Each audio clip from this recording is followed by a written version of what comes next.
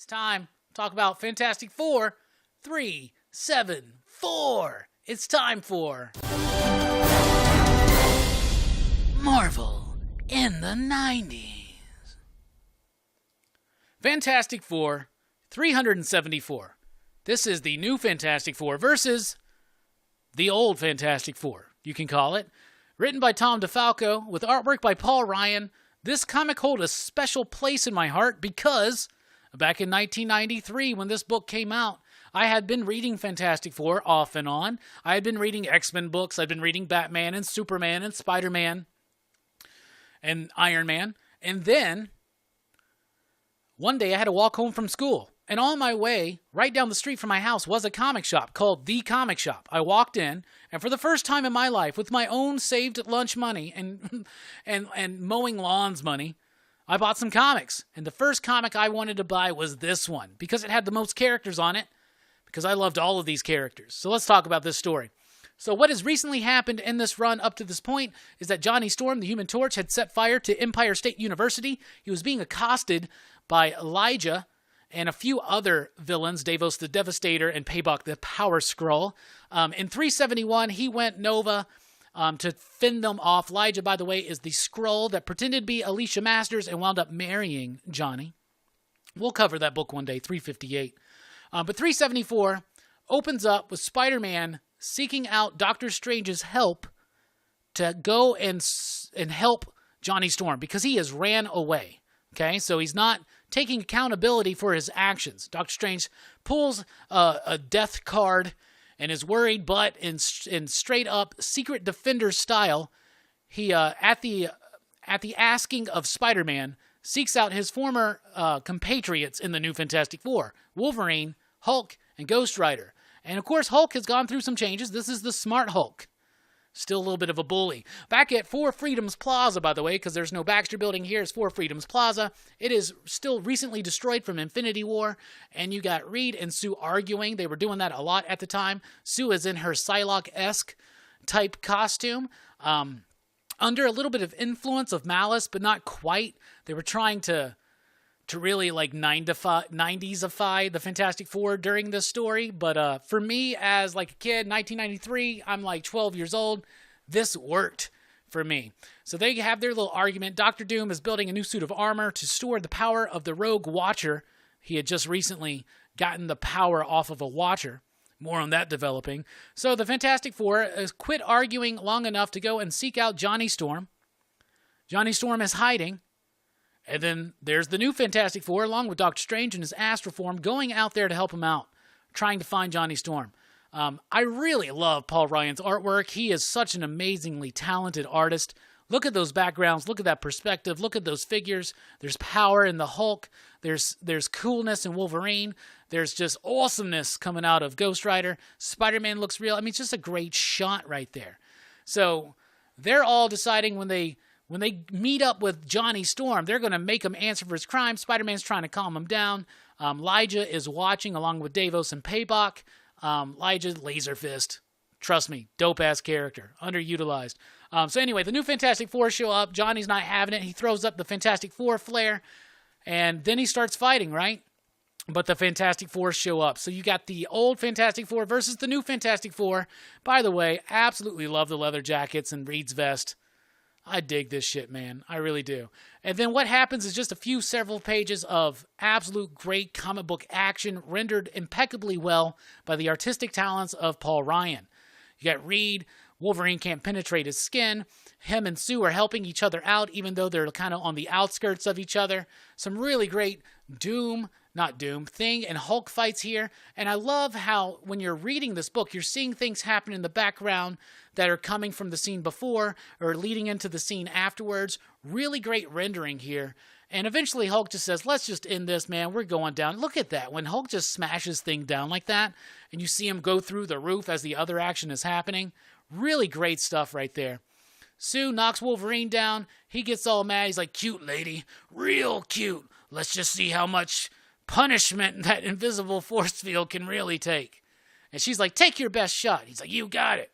So Thing grabs him, and this was a big moment. Big moment when I was a kid. Wolverine gets slammed down by the Thing. He says, that ain't no way to treat a lady. That cuts it, Grim. Nobody better get in my path when I got a mat on. A mat on? Somebody could Photoshop that and change it and put something else there, and it would be kind of funny. So Wolverine goes, I mean nobody, and slashes the fuck out of the Thing's face. And then the Thing, like, everybody's like, he's like, you freaking little psycho. I love that, right? Knocks the shit out of Wolverine. Second time tonight, we're talking about Wolverine just getting the fuck knocked out of him. Look at him, just traveling through that. And I love this, man. Reed's like, Ben, you need immediate medical attention. And Sue's like, your face, it's horrible, right? And then there's a dated reference. I wasn't exactly no Luke Perry to start with. Then Ghost Rider's like coming after Johnny. He's like, you are to blame for this misfortune. And then he gets interrupted by Elijah the Laser Fist. What? Johnny's former wife, who was actually a Skrull impersonating Alicia Masters? Man, that is complex, man. We're going to dive into that one day. But no, dude, she shows up, stops Ghost Rider, then they're cornered, and all of a sudden they get blasted away, and they're gone, and Doctor Strange is like, yo, I fear like we may have seen the last of the Fantastic Four. I got some bad vibes, some bad portents. And that leads into the next issue, 375, holofoil cover, ridiculous attempt to make the Fantastic Four exceptionally, extremely 90s. But it works for me. But what really works for me is this book. So we had the Fantastic Four, the new Fantastic Four, appear in that Art Adams book, Walt Simonson. We talked about that here on Marvel in the 90s. And this was kind of like a nice follow-up to it. So here's my original issue right there. Got it at that comic shop. So it's, of course, the direct market edition. I love the hell out of this book. Holds a special place in my heart. When I picked it up off the shelf, it was because Fantastic Four was a brand I trusted, even though I hadn't read any. So I didn't know about Johnny burning up the school. That was in 371. That was an embossed all-white cover, and then they did a second print that was all red. That was the one I had for years until eventually I got a hold of the white one too. But I went back and I started just filling in the holes. And this was the moment where I started doing that, filling in the holes. By the way, love that. It's a good bet the kids' favorite mutants aren't turtles. X-Men Series 2 trading cards. Kool-Aid ads. Comic books used to have ads. When you see ads in comic books that are not house ads, that means comic books are doing well. But really fun stuff. And yeah, Verno, I'm still digging that Sue costume too. I really am. There was basically a merging of personalities that was going on with her.